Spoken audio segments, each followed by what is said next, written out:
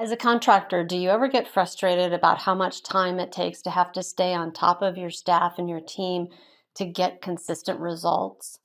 If you answered yes to that question, you're not alone.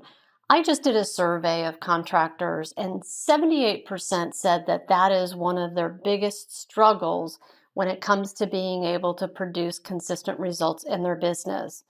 Hi, I'm Vicki Suter with Suter Business Builders, and for over 25 years, I've been helping contractors overcome that challenge in their business by providing them the tools to be able to have their teams take ownership and responsibility, report back information to them instead of having to chase after it, and really build the kind of structure within your company that allows you to not have to work so many hours, produce a consistent result, and increase your profitability, and really spend more time doing what you love to do. And in today's video, I'm going to share with you a couple of strategies that will help you be able to start to implement some systems and processes that will allow you to be able to have that ability to not be micromanaging your team and not have to be chasing after the details anymore, but also know that the results are getting produced in the way that you need and want them to. This video is an interview with my pal and fellow coach, Kyle Hunt, with Remodelers on the Rise. He is interviewing me for his podcast, and I originally recorded this about a year ago, but I thought it would be really helpful given the survey that I just did, that maybe there were more people like you who are out there struggling with the same challenge that my survey just revealed. So enjoy the video. The topic we're going to dig into today is creating a culture that attracts and retains great people. Have we been thinking about the culture of our business? What are we building here? What are we about? So I'm going to leave that kind of open-ended, and we're going to talk. Why don't we talk a little bit about culture? So when you think of company culture, and I'm thinking of specifically a remodeling company, what do they need to be thinking about related to this topic? What can they be doing to drive culture? Share some of your thoughts on that. And I probably won't interrupt you too much, but I might interrupt you if you say something that I want you to dive into more. Yeah, feel free. So when I think about culture, it's an interesting word because depending on who you talk to, sometimes people get this thought in their mind of culture is, I have a mission statement and I have a vision statement. I think that those things are important. But really, when I think about culture, I think about what is the environment that you create that people work in and day out. And is the environment one where people feel like they know how to win the game with you? They know how to be successful. They're clear about how, for them, how to be successful and how to do their job well. That there's clear and open communication, that there's not that wondering and guessing about, am I doing a good job or am I doing a bad job? And is there consistency in the way that we do things, or is it different every time? Is it sort of I've worked in environments before where it's like the flavor of the week, we're going to do it this way now, but then everybody forgets about it, and 2 weeks later it's something different when the owner or the manager has some new great idea about how they're going to do it. So when I think about culture, I think about what's the environment that we create that allows somebody to be successful at doing their job. And those elements are, are we clear with people about what that job is? Do we have job descriptions, or what I call position agreements, clearly defined, that say, here's the results that you're expected to produce, so that we're on the same page? And oftentimes, I'm going to dig into this a little bit because the whole thing about position agreements or job descriptions is that when I ask people about that, oftentimes what it is it's a list of tasks. And what you do in having a list of tasks is you create helpers. You don't create people who actually take ownership with you. And then what happens is that you have people who are very dependent on you as a manager or business owner in a remodeling business to have to always be dependent on you to know what to do next. And that creates this whole thing of the thing that you talked about that makes it hard to manage people and to produce consistent results, is because you haven't actually told people how to win the game with you and what's the result you're after, as opposed to what's the task they need to do. So that's a really critical element of building a culture where people, where great people want to work, because when the people on your team are super clear about how to win the game with you, they're clear about how to be successful at their job, they're clear about the results, there are a number of things that happen for us as human beings. One is we have a greater sense of belonging and mattering and contribution in what we do. And fundamentally, as human beings, for everybody walking the face of the earth, I don't care who you are or what you do in your job every day, whether you're out in the world doing a job or at home doing a job, our fundamental desire is to have a sense of belonging, mattering, and contribution. We want to feel like there's purpose in what we do. And if what were those three again? So a sense of belonging, mattering, and contribution. And those three things are the things that really, like, so if somebody's just a helper to you, well, that's not very empowering. And it's not a really, then I'm always second guessing and wondering what it is that you want, right? I'm always second guessing and wondering what's the result I'm after.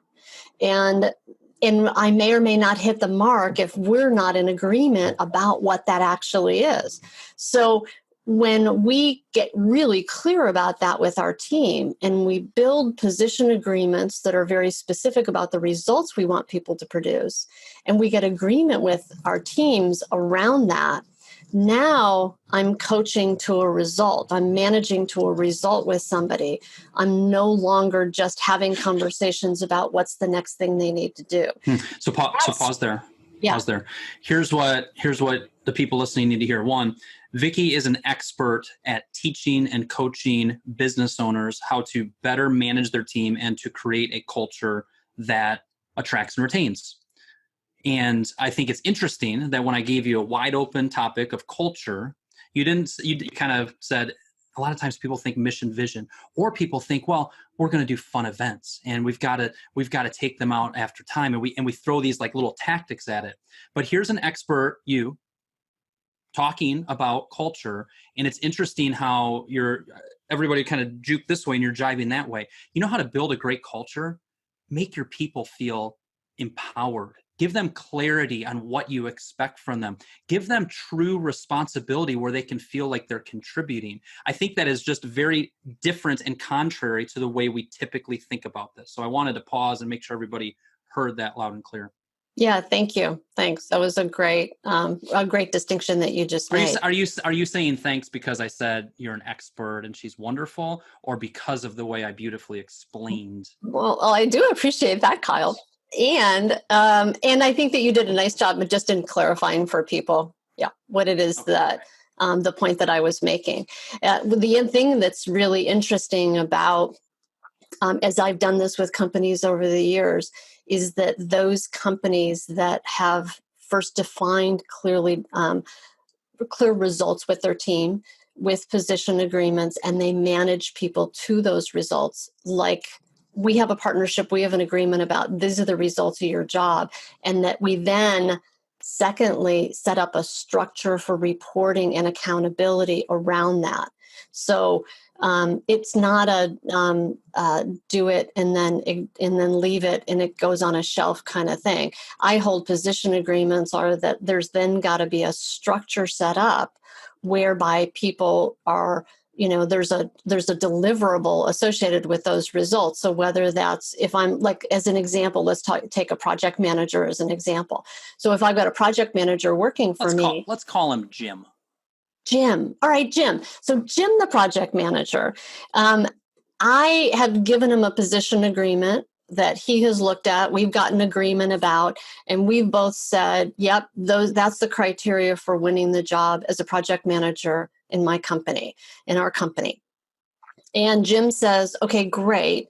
Now, let's say that in that position agreement is that he's got to do schedules every 2 weeks, that cost to complete is done once a month, and that he has the foreman completing 2-week look-aheads every week. So let's say those are 3 of the key deliverables. By the way, I want to make a distinction here. So when I say deliverable, it's that we have set what I call SMART goals. I didn't make up that terminology. That somebody much smarter than me made up that terminology somewhere along the way. So let me tell you what SMART means. SMART means specific, it's measurable, there's clear accountability, it's realistic, and it's time driven. So specific, measurable, there's clear accountability, it's realistic, and it's time driven. So when you're thinking about writing position agreements or job descriptions, that you want them to be about a specific result, keep that in mind. That's actually a super helpful way to do that. And even the examples you just gave, schedules every 2 weeks. Yep, I can measure that. Cost to complete once a month, 2-week look ahead done every week. Those are things that can be measured. Yes. That are specific, all of those things. Yes. Good. So, and let me actually pause there too, because a lot of people have heard of that acronym, that SMART goal thing. And I think that's also interesting. This is even from work we've done previously and webinars we've done previously together, Vicki, is don't overlook that. Again, and I'll throw myself into the expert category in this one too. Here's 2 coaches. Here's 2 people that make their living coaching businesses. And both of us wholeheartedly agree that it is such a vital thing to make any progress in your business, or in this case, to build a good culture, that you've got to have SMART goals. And sometimes it's like, oh, I've heard that before. Yeah, but are you really following that and implementing that? That might be their takeaway from this podcast. But carry on. Yeah. Even if you just do that one thing, it's going to completely transform your culture. Yeah. If every time you're in a meeting that you keep a focus on when somebody says they're going to do something, whatever that goal is, keep that acronym in mind. Yeah. So Jim's got these 3 things. So Jim's got these 3 things. And so what the second piece of creating a culture that great people want to work for is that you set it up so that Jim and you have a regular time to go over and talk about those things. So it might be that like you have a meeting with Jim scheduled every week on Thursday morning at 7 a.m. and it's a non-negotiable. So that means that Jim doesn't get to say, well, a client had an emergency. I had to go, wanted me to come and take a look at something. I understand emergencies happen. So let's just say Jim can't say something else came up, and neither can you. So if you really want to have discipline and rigor in your business, one of the ways to build a culture that attracts really great people is great people like rigor and discipline. They like to go to work in a place where they are clear about how to win the game with you, and that they know that you're not the flavor of the week manager, right? That there's a structure and there's an environment whereby there's some rigor and discipline to what you do, so that and why? Not because everybody loves meetings, because most of us don't love meetings, but because what it does is it creates a consistency and open communication and talking about things, and that you have an agenda when you go into the meeting, and they don't go on forever, and you have certain points that you're always going to talk about. What happens when So hang on. Go ahead. Finish that. Well, I was just going to say, what happens when you start to put that in your culture is that it becomes the culture where what you're going to find is if you start doing just those 2 things with your team. Number one is have clearly defined position agreements where people are clear about what are the results they need to produce in their position that let them know how to win the game with you. And there's tied in with SMART goals. Yep. Measurable, right. And then 2 is that you have a regular feedback loop with your team. If you would just follow those 2 things, it is going to make a dramatic impact. So even when you think about it, okay, over the next 30 days, I'm going to work on getting really clear with what those are. And I am not negotiable. I'm going to meet 4 times, once a week for the next month with my key project manager, with my key designer, with my key office manager. Watch what happens. You're going to enjoy managing them better, and you're going to see progress. Thank you very, very much, Vicki. Until next time, have a wonderful rest of your day. Thanks for your time. Thanks, Kyle. Thanks for having me on your show. My passion in life is helping contractors build more sustainably successful businesses, increase their profitability, reclaim their time, and find more joy in what they do again. So if you found this video helpful, would you just share it with a friend? Thanks. I look forward to seeing you next time on The Profit Builder.